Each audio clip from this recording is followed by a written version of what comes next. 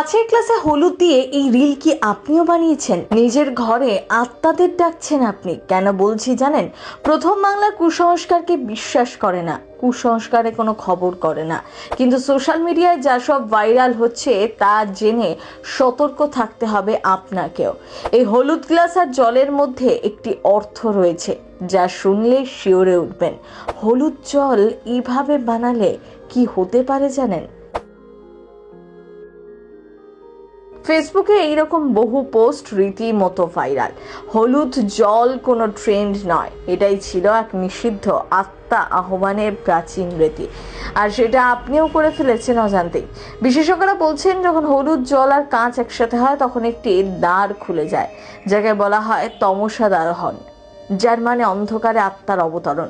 এই যে কাঁচের গ্লাসে হলুদ মেশানো হচ্ছে, এবারও আলাদা আলাদা অর্থ রয়েছে। কাঁচকে বলা হয় আত্মার প্রবেশপথ, জল তার গতির মাধ্যম, আর হলুদ সেই আত্মাকে জাগিয়ে তোলে, আর আপনি নিজেই তার আহ্বানকারী। আর তারপর শুরু হয় মনের মধ্যে এক অস্থিরতা। পিছনে তাকালে কাউকে দেখতে পাবেন না, এই সময় কেউ নেই, তবু একটি ছায়া। আয়নার দিকে তাকানো কঠিন হয়ে পড়ে, নিঃশ্বাসের শব্দ পাবেন জানলার ধারে মাঝরাতে।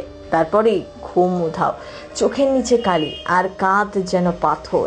আপনার নাম, ঠিকানা, সময় সব জানে সে। সব সোশ্যাল মিডিয়া ভাইরাল হয়েছে এক অদ্ভুত ট্রেন্ড। অনেকেই ঘন অন্ধকার করে মোবাইলের ফ্ল্যাশের ওপর কাঁচের গ্লাস রেখে দিচ্ছেন, তারপর তাতে 1 চামচ করে হলুদ গুঁড়ো ফেলছেন, জলে হলুদ মিশিয়ে রিল ও ভিডিও আপলোড করেছেন। তবে এই কাজ করে অনেকেই নিজেদের বিপদ ডেকে আনছেন, এমনই দাবি জ্যোতিষী অরুণ কুমার ব্যাসের। সদ্য ভাইরাল হয়েছে তার একটি ভিডিও, সেখানে তিনি বলছেন এই জলে হলুদ মিশিয়ে যে লোকজন শুধু নেতিবাচক শক্তিকে ঘরে আমন্ত্রণ জানাচ্ছে এমন নয়, বরং এটি ভূত প্রেতের প্রভাবকে আহ্বান করছে। তিনি বলছেন জলে হলুদ মেশানো কোনো সাধারণ ঘটনা নয়, এটি একটি তান্ত্রিক প্রক্রিয়া, বরং এটি ভূত প্রেতের প্রভাবকে আহ্বান করছে।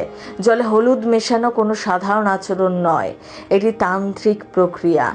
এখন থেকেই সতর্ক হওয়া উচিত এই কাজ একেবারেই না করতে, কারণ এর ফলে প্রবেশ করতে পারে নেতিবাচক শক্তি, প্রেতাত্মার প্রভাবও তৈরি হতে পারে।